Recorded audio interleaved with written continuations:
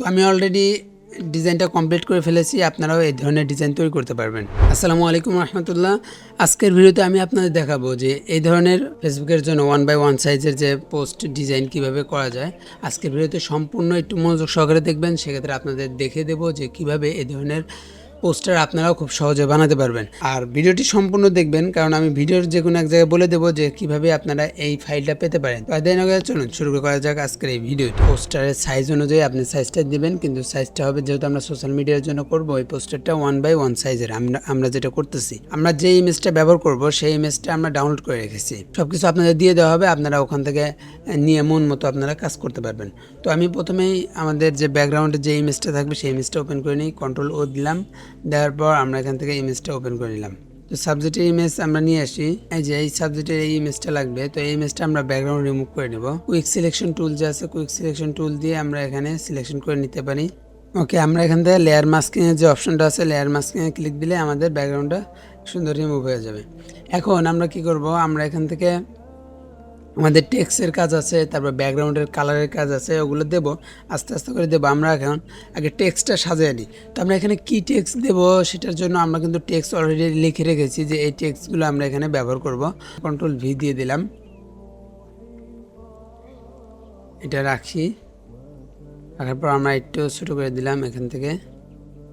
এরপর আমাদের পরের যে টেক্সটটা, সেই টেক্সটটা আমরা দিয়ে দেবো একে একে।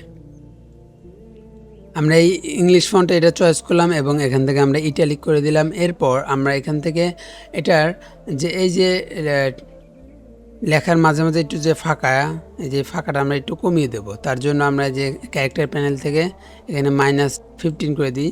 ওকে, এরপর এটা আমরা কপি করব, Ctrl+Alt চাপ দিয়ে এটা ধরে ড্র্যাগ করলে এটা আমাদের কপি হয়ে যাবে। এরপরের যে টেক্সট, সেই টেক্সটটা আমরা এখান থেকে দিয়ে দেবো। ইংরেজি এই দুটো লেখার কাজ শেষ। আমাদের এই যে উপরে যে প্রথমের লেখা, এই বাংলা লেখা, এই লেখাটা আমরা সুন্দরভাবে একটু অ্যাডজাস্ট করে দেব। ওকে, আমাদের এই লেখাটা এরকম হবে, অ্যান্ড এখানে আমাদের একটা শেপ আসবে। সেই শেপটা দেওয়ার জন্য আমরা কি করব, কিবোর্ড থেকে এই যে টুলবার যে আছে এই পাশে, টুলবার এখানে আমরা দেখেন যে রেক্টেঙ্গেলের টুল যে আছে, রেক্টেঙ্গেল টুল, রাউন্ডেড টুল, এই যে আমরা যে রাউন্ডেড রেক্টেঙ্গেল টুল, এটা আমরা নেব। নেওয়ার পর আমরা এখান থেকে সুন্দরভাবে একটা শেপ নেব। আমাদের এখানে যে শেপের মধ্যে যে কালারটা, এই কালারটা দুইটা কালারে আসবে। তো এই দুইটা কালারের জন্য আমরা এখান থেকে গ্রেডিয়েন্ট কালারটা সিলেকশন করব। এই যে গ্রেডিয়েন্ট সিলেক্ট করলাম, করার পর আমরা এখান থেকে যে এই যে নিচে প্যানেলটা আছে, গ্রেডিয়েন্ট এডিটর, এখান থেকে আমরা এই যে কালার, যে নিচে যে কাস্টম কালার দেওয়ার অপশন, এখান থেকে আমরা এই যে ব্ল্যাক অ্যান্ড হোয়াইট, এখানে আমরা কালারটা দিয়ে দেব। এখানে আমাদের প্রথম কালারটা হবে এরকম ব্লু, অ্যান্ড দ্বিতীয় কালারটা হবে একটু লাইট। ওকে দিয়ে দিলাম। দিয়ে দেওয়ার পর আমরা এখান থেকে হালকা করে স্ট্রোক দিয়ে দিতে পারি। আমরা চাইলে স্ট্রোকের মধ্যেও কিন্তু আমরা গ্রেডিয়েন্ট কালার দিতে পারি। দেখেন এই যেখানে গ্রেডিয়েন্ট কালার আছে, চাইলে আমরা এখান থেকে গ্রেডিয়েন্ট কালার দিতে পারি, কিংবা সিঙ্গেল যে কোনো একটা কালার দিতে পারি। তো আমরা যে কোনো একটা কালারই দিলাম স্ট্রোকটা, আর যে ফিল কালার, সেই ফিল কালারটা দিচ্ছি আমরা গ্রেডিয়েন্ট করে। এরপর আমাদের এটা নিচে আসবে, এই দেখেন এই যে এই শেপের যে লেয়ার, এই শেপের লেয়ারটা লেখার নিচে আসবে। এখন আমাদের এই দুইটা লেয়ার সিলেকশন করব। সিলেকশন করে এটা আমরা একটু দেবো, রোটেট করে দিলে আমাদের দেখতে আরও সুন্দর লাগবে। এটা আমরা উপরে তুলে দিই, দেওয়ার পর এটা আমরা সুন্দরভাবে রোটেশন করে দেব। এই লেয়ার স্টাইলটা কীভাবে আনবেন, এই যে টেক্সটের এখানে যে নাম আছে, নামের এই পাশে যে ফাঁকা জায়গা আছে, এই ফাঁকা জায়গায় ডবল ক্লিক করলে আমাদের এখানে লেয়ার স্টাইলটা চলে আসবে, মানে ব্যালেন্ডিং অপশন, টেক্সটের যে ব্যালেন্ডিং অপশন, সেই ব্যালেন্ডিং অপশনটা ওপেন হবে। এরপর আমরা এখান থেকে স্ট্রোক দিয়ে দিতে পারি হালকা করে। এখান থেকে আমরা স্ট্রোক দিয়ে দেবো, একটু নীল কালারের স্ট্রোকটা দিয়ে দেবো। এটার পার্সেন্টটা একদম কমিয়ে দেব। এখান থেকে সাইজটা আমরা 1 কিংবা 2 করে দিই, 1 করে দিলাম, একই থাকলো। পরবর্তী যদি স্টক আরও বাড়ানোর প্রয়োজন হয়, সেক্ষেত্রে আমরা বাড়াতে পারবো। আবার যাওয়ার পর এটারও আমরা 1% স্টক দিয়ে দিলাম। আচ্ছা, আমাদের পরে যে টেক্সটটা, সেই টেক্সটটা নিয়ে আসি, আমাদের দেখি এরপরে কোন টেক্সটটা আছে। আমাদের পরের টেক্সটটা হলো এই যে স্পোক ইন ইংলিশের সকল, এই লাইনটা। আমি এটা Ctrl+C দিয়ে কপি করলাম এবং এখানে এসে পেস্ট করে দিলাম। আর এই লেখাটা কিন্তু এখন যে টেক্সটটা নিচ্ছি, এই লেখাটা কিন্তু এত বোল্ড হবে না, এটা একটু চিকন হবে। আমি ইটালিকটা বন্ধ করে দিলাম এবং এটা অন্য একটা স্টাইল চয়েস করব, যাতে করে আমাদের লেখাটা এত বোল্ড না হয়। আর্চিভ ফন্ট, এবং এখান থেকে কিন্তু এই যে এখানে বিভিন্ন স্টাইল আছে, দেখেন italic, bold, black, medium, light এগুলো আছে। তো এখান থেকে আমরা মিডিয়ামটা সিলেক্ট করে দিছি। পাশে একটা বাংলা টেক্সট আছে, সেই বাংলা টেক্সটটা নেব।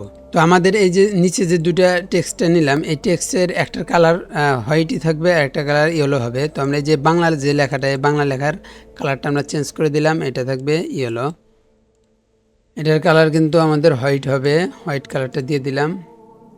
এরপর আমাদের এই যে এর জন্য যে আছে, এর জন্য জায়গায় এটা আমরা কপি করে নিলাম। এখানে আমাদের একটা বাংলা ফন্ট হবে, বাংলা টেক্সট হবে।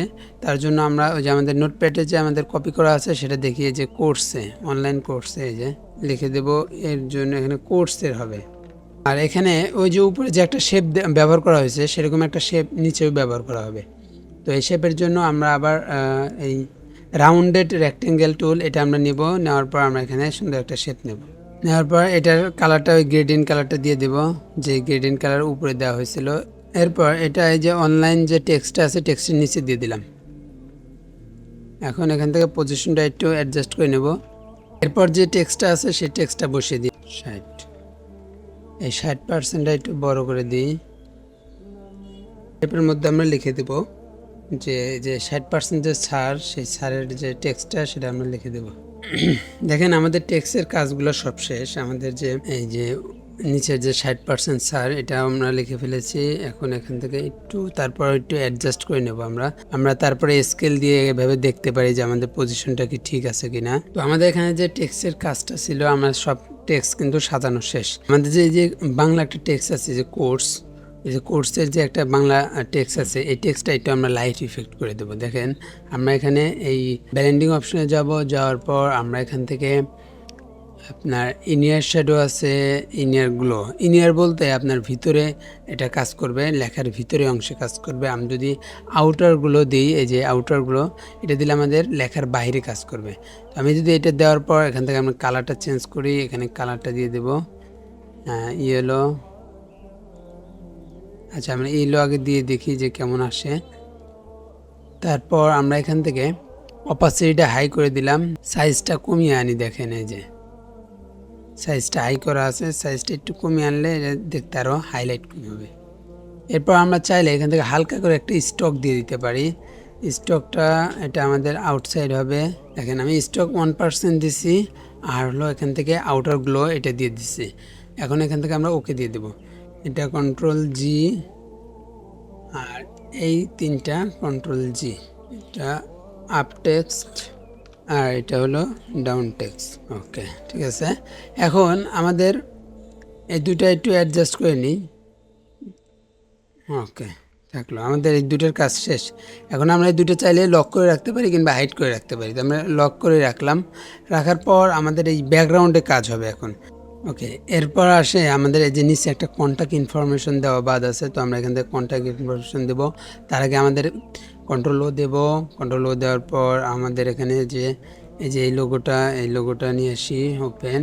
এটা এরকম থাকবে, এটা ডুপ্লিকেট করে নিলাম, নিচেও একটা দেব তার জন্য। তো আমরা এটা এখন ব্লার অপশানে যাব, ফিল্টার থেকে ব্লার থেকে আমাদের এখানে মোশন ব্লারে যাওয়ার পর আমাদের এটা 0% করার পর আমরা এখান থেকে দেখেন এটা একটু বাড়িয়ে দিই। এরপর ওকে, ঠিক একইভাবে নিচের যে এই PNG ইমেজটা, বুক ইমেজ, এখান থেকে আমরা এটাও ফিল্টারে যাব, ফিল্টার থেকে ব্লার থেকে গাসিয়ান ব্লার করে দেব। এখন আমাদের এই উপরে একটা লোগো নিয়ে আসি, এটা আমরা ছোট করে দিলাম, অ্যাডজাস্ট করে দিলাম। এখন আমরা এটাও ঠিক একইভাবে ব্লার করে দেব। আমাদের এখানে শেষ। এরপর আমরা এখান থেকে যে আমাদের কন্ট্যাক্ট ইনফরমেশন সেটা দেওয়া বাদ আছে, আমরা সেটাও দিয়ে দেবো এখান থেকে। তো ফার্স্টে আমরা এখানে টেক্সট লেয়ার নিলাম, নেওয়ার পর আমরা এখান থেকে এই যে কল আস এটা দিয়ে দেব।